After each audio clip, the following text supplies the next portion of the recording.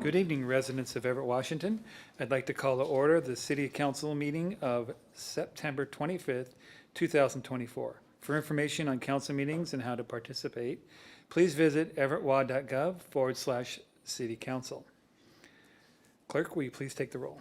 Mayor Franklin. Here. Vice President Zarlingo. Here. Councilmember Vogely. Excused? Councilmember Fossey. Excused? Councilmember Toohey. Here. Councilmember Ryan. Here. Councilmember Bader. Here. President Schwab. Here. At this time, I'd like to ask Councilmember Ryan to lead us in the Pledge of Allegiance. Yes, please stand if you're able. I pledge allegiance to the flag of the United States of America and to the republic for which it stands, one nation, under God, indivisible, with liberty and justice for all. Thank you. I can do it. Yes. At this time, I'd like to ask Councilmember Ryan to read the land acknowledgement. Thank you. The city wishes to acknowledge the original inhabitants of this place, the Shahopes people, and their successors, the Tulalip tribes. Since time immemorial, they have hunted, fished, gathered on these lands and waters. We respect their sovereignty, their right to self-determination, and honor their sacred spiritual connection with the land and waters. We will strive to be honest about our past mistakes, to bring about a future that includes their voices, their people, and their stories to form a more just and equitable society. Thank you very much. Do I hear a motion to approve the minutes for September 18, 2024? Councilmember Ryan so moves. Second, Councilmember Bader. Motion and seconds been made. Clerk, please take the roll. Vice President Zarlingo. Yes. Councilmember Toohey. Abstain. Councilmember Ryan. Yes. Councilmember Bader. Yes. President Schwab. Yes. Good evening, Mayor. Good evening, President Schwab and Council. I have a few comments this evening. First, next week is our National Week Without Driving. So if you drive and own a car, you might not know what it's like to when you have to get around by walking, rolling, or transit or other options. But there's about a third of people living in the U.S. with disabilities, young people, seniors who can't afford cars or gas, and this is their everyday. I know many of our council members have participated in this in the past. I think Councilmember Bader does it on a daily basis. But I encourage anyone who can to spend a week without driving, and even if you can just shift a couple of your trips. And I think it's also a really good reminder for all of us in Everett how fantastic our Everett Transit service is, and just want to thank our Everett Transit team. I'm also excited to share that we received a $187,000 grant for our Police Health and Wellness program from the Department of Justice last week. So it's very important to us to take good care of our officers, and so excited to have those funds to do that. This grant will help us with employee retention, reduce burnout, and hopefully help improve our team's quality of life. And I also wanted to note that we, tonight I have issued a proclamation for September 29th, noting it as Veterans of Foreign Wars Day. Veterans of Foreign Wars, the VFW, is a nonprofit veteran service organization that advocates on behalf of all veterans, including our veterans here in Everett. And September 29th is their 125th anniversary, and I'm happy to recognize their service and contributions. And then lastly, I'll be inviting our chief forward. He's going to be swearing in our newest officer, but beforehand, I was hoping he could give us an update on some successes we've had with the flock cameras. Yes, thank you, Mayor. I want to talk a little bit about this program, the Flock Safety License Plate Reading and Pan Tilt Zoom Camera Program that was grant funded, and we're in the middle, or towards the end, I should say, of the deployment process. They started deploying these cameras or installing them on September 8th. Currently 63 of the 74 cameras are installed, so about 85%, with another 14 to go. But I wanted to read you some of the data and then maybe provide you with a couple of anecdotal stories to share how these are already impacting our community. We've had 21 flock-related incidents that resulted in officers contacting people since September 8th. 7 of those resulted in the arrest of somebody. 7 stolen vehicles were recovered. 1 gun was recovered, probably stolen, more on that in a second. And 4 incidents resulted in the recovery of a large amount of drugs. I think these 2 stories that I'm about to share with you kind of exemplify a little bit about what these cameras are doing for us. In one of our cases, one of our detectives followed a stolen license plate hit around. We get these on our phones, and it was pinging around the city. He finds it. It tried to flee from, went down a dead-end road, and then 2 suspects in the car were detained. The vehicle was stolen with another stolen license plate on it. Recovered in that call was a police department stolen ballistic vest from another agency, a police badge, a holster, a Glock handgun that was probably stolen, a black knit ski mask, a retired firefighter badge, a passport card, a large quantity of meth, $2,000 in cash, police radio equipment, binoculars, battery-powered tools, it's a long list, and several additional stolen license plates. Assuming that we interrupted a crime spree in progress. In that one case, it's still under investigation. The second example occurred this weekend, this Sunday, after the homicide that occurred in South Everett. Our officers were able to figure out the plate of the suspect vehicle and enter it into the system. 10 minutes later, we got our first flock hit through their program, the one that notifies us on our phones and in our cars. And 2 minutes after that, so 12 minutes after the plate was entered, we got behind the vehicle, the suspect vehicle. So it's really, I share these stories with you because we're pretty excited about the impact it's already having and the fact this program was grant funded, but also because we never know what's going to happen because we intercede. But those two examples probably provide a pretty good example of the seriousness of what could occur if we don't interrupt some of these plans in progress. So thanks for letting me share a little bit about the program. Next, I want to invite Seth Zaragoza up. Thank you. Seth was born in Guam, but his family moved to Kent, Washington in 2003, where he was raised. After graduating high school, he earned his Bachelor's of Arts degree in psychology. You want to help me with that one? Psychology, thank you. I should start again. Psychology from the University of Washington in 2023. That's what messed me up, the University of Washington.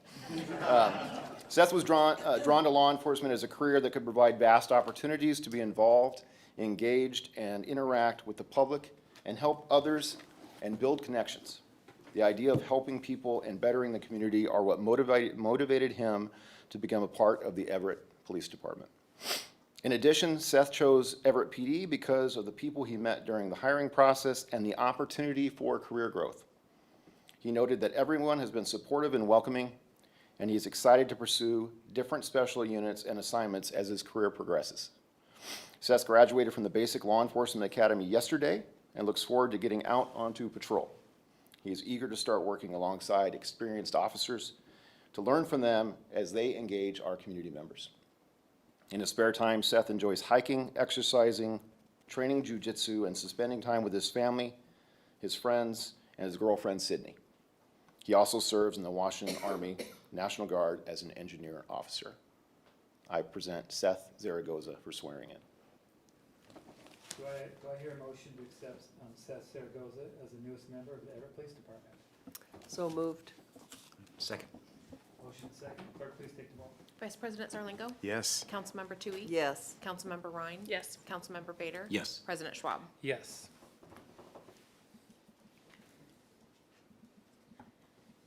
Please raise your right hand and repeat after me. I state your name. I, Seth David Zaragoza, Do solemnly swear do solemnly swear that I am a citizen of the United States I am a citizen of the United States or a lawful permanent resident, or a lawful permanent resident, that I will support the Constitution of the United States, that I will support the Constitution of the United States, the Constitution and laws of the state of Washington, the Constitution and laws of the state of Washington, and the charter and ordinances of the city of Everett, and the charter and ordinances of the city of Everett, and that I will faithfully, and that I will faithfully, honestly, and impartially honestly, and impartially perform the duties of police officer perform the duties of a police officer according to the best of my ability. according to the best of my ability. So help me God. So help me God.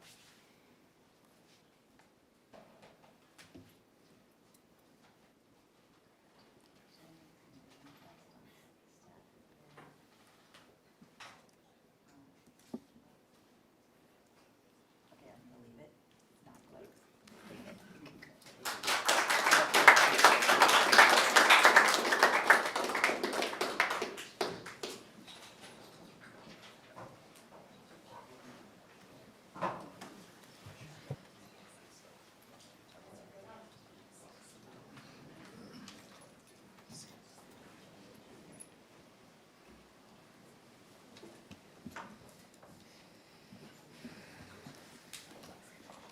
Welcome to our newest officer, and I have no further comments this evening. Thank you. Okay, thank you very much. Okay, now it's time for public comment, which includes written comment acknowledgement. Under our rules, written comments shall be considered in the same manner as oral comments. The person submitting comments must provide their name and city of residence. This is required to be part of the official council record. Good evening, Angie. Do we have any written comments? Good evening, President Schwab. We have no written comments and no public comments. Okay, well, moving on to county or council comments, liaison reports. Councilmember Zerlingo. Thank you. Just one item tonight. Attended last night the neighborhood meeting of the Pinehurst Beverly Park neighborhood. It was originally intended to be a bingo night, but it ended up being a presentation by Sound Transit because the Pinehurst Beverly Park neighborhood is part of one of the paths routes for the light rail. And so there was a lot of neighborhood interest, a really good presentation, a lot of civil but challenging questions and answers about the route and eminent domain and the impacts and noise and traffic, which I think is a good example of the value of a lot of our work with the neighborhood groups.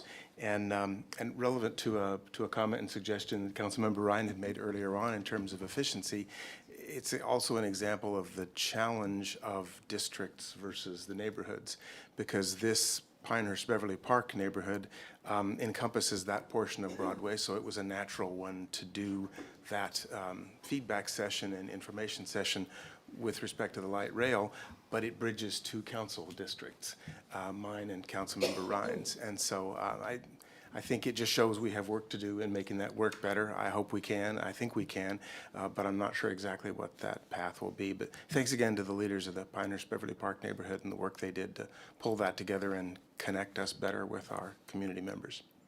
That's it. Thank you. Thank you. Councilmember Tui. I have no comment tonight. Thank you. Councilmember Ryan. Great. Good evening, everybody. Welcome to our new officer.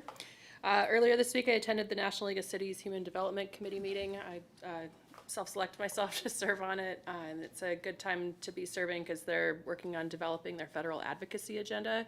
So I was able to share some of the stories and struggles that we have here in Everett and Pacific Northwest area to make sure that it gets on the advocacy agenda to be considered at a federal level. So good conversation there. Last night I virtually attended the Historic Commission meeting, and there was a robust discussion about the comp plan and ways that elements of the comp plan can take historic preservation and protection into consideration as we move forward with plans for the city. So appreciate the just the forethought from the group of ways that we can make sure that Everett, the historic elements of our city can stay in place. And last, I just wanted to give a general reminder that the Monte Cristo Award nominations are open and the deadline has been extended to October 13th. Thanks. And that includes commercial buildings also, correct? Yeah, one of the categories is for neighborhood businesses, I believe. Excellent. Thank you. Councilmember Bader. Thanks, Council President. Attended the council neighborhoods meeting this past Monday, virtually actually, which I would note is going to, I think, as I understand, is going to be the last virtual or hybrid option. I think they're going to all in-person option starting in October. So just noting that. And great presentation on tree program and neighborhood trees. Good examples there, and I think it was well received by the representatives of the various neighborhoods. One question they did ask me, and I think it kind of dovetails on a question that Councilmember Tui brought up in our budget hearing, is kind of more, I think they're looking for more detail on how the ARPA allocation for neighborhoods from last year has gotten spent, if it has been, and so I think there might be some opportunity to share that information with them as well and give some more detail. So, other than that, nothing else to report. Thank you. Thank you. Yes, I attended the View Ridge Madison neighborhood group this week. There was a lot of shout outs to code enforcement and law enforcement, and we had a robust discussion over the budget, and that group doesn't want anything cut. Also, I'll put for council, I'll be putting together some options for committees. One of my thoughts was perhaps we put off a couple of the committee meetings until the budget's passed. So I know we have some scheduled in October. Oh, obviously I haven't had this conversation with Jennifer yet, but we'll work on that and I'll come up with a proposal. Okay. I saw the look on your face. No, I have stuff for next week, but I'm down. Okay. If we could keep next week's meeting, I have speakers lined up that are Okay, already planning absolutely. to come. That'd be great. I was thinking more when we make the change. Yeah, thank you very much. So more coming on that. I'll send some information on that. Okay, do we have administrative update. Speaking of that. Yeah, so I think have, well, maybe two things and another little comment. One, although it was raining so much, maybe you didn't notice it depending on when you came to the meeting, there is a new art installation kind of near the public restrooms down Wetmore, the affirmation pole, which is a cool, kind of looks like a light pole, but a little bit different. It was funded with, through the Cultural Arts Commission. It was funded partly with municipal art grant funding, LTAC, and some tourism dollars. So it might catch your eye on a sunnier day than this one, and great use of those funds, not general government funds, of course. Budget upcoming events. We just had the last of our series of 4 budget committee meetings in September, and we are going to work continues. And so the next few key dates, next week we'll have a public hearing on 2025 revenues that Heidi will deliver. A couple weeks after that, on the 16th, is when the mayor delivers her budget message. And the week after that, October 24th, that's a big day when you get the budget books that look a little like this, a little bit different because that's the final one. But and it's also posted to the website if you're someone who likes to work on the PDF, like I would.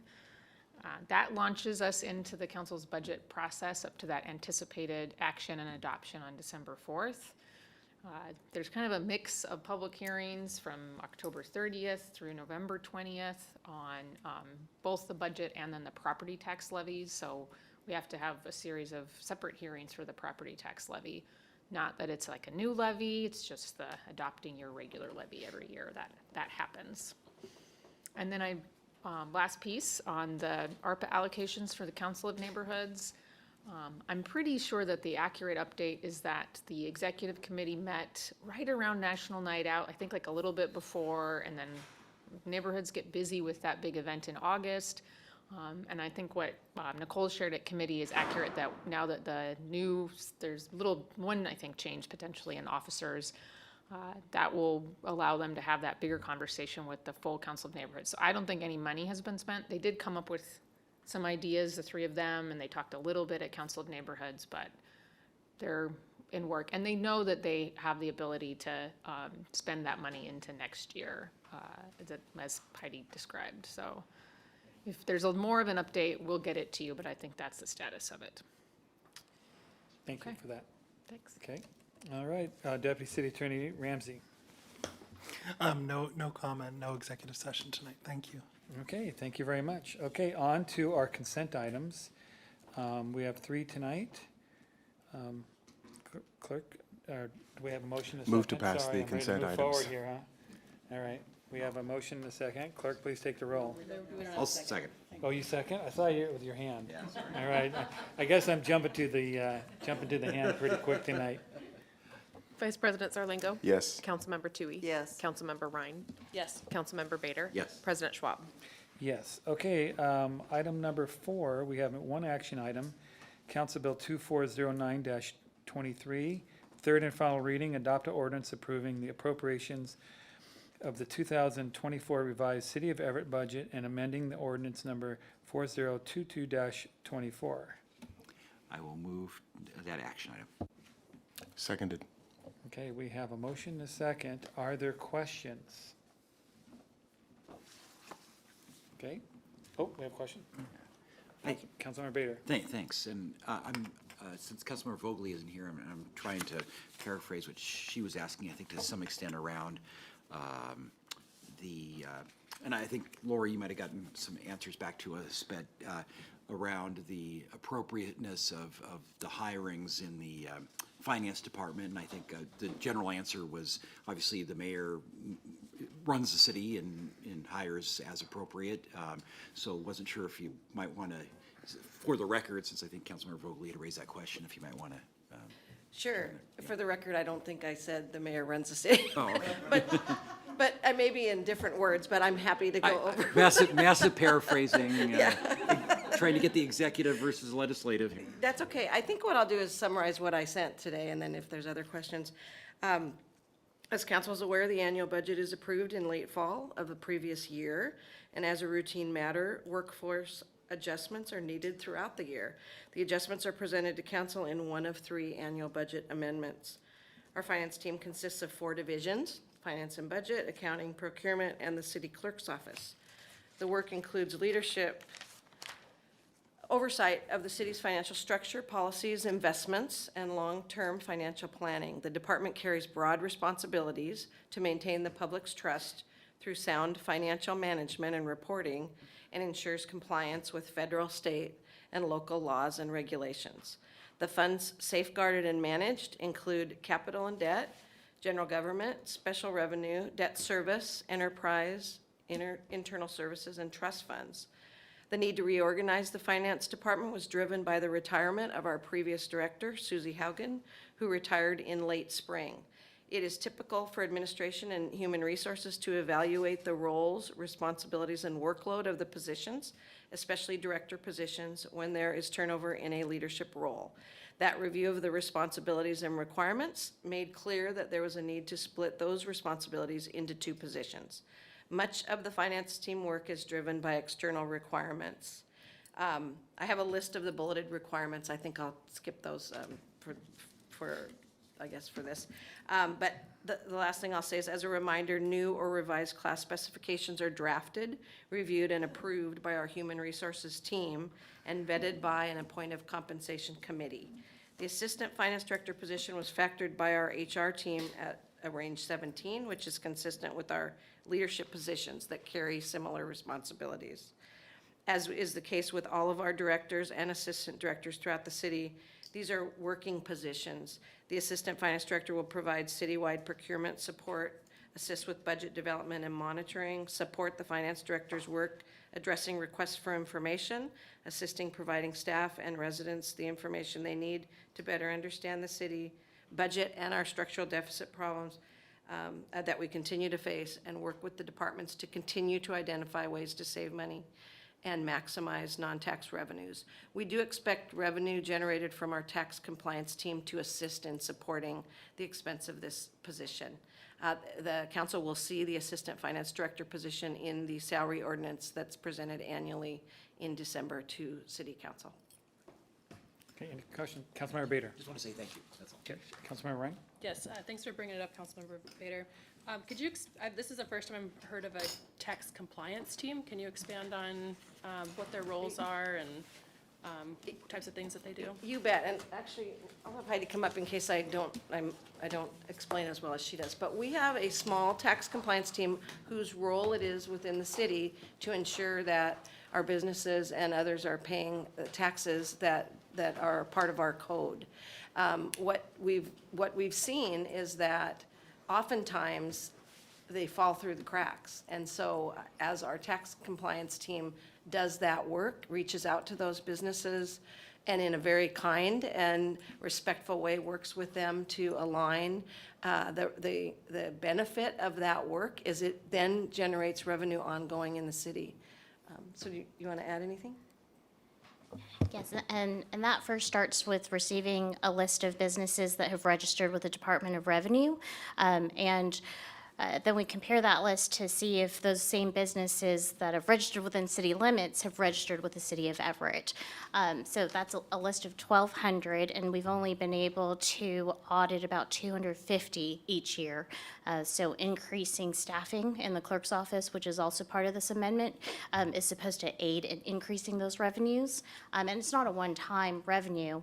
Once those businesses have been registered, then we would begin to collect not only the permit revenue or the licensing revenues, but also the ongoing B&O tax. Great, thank you.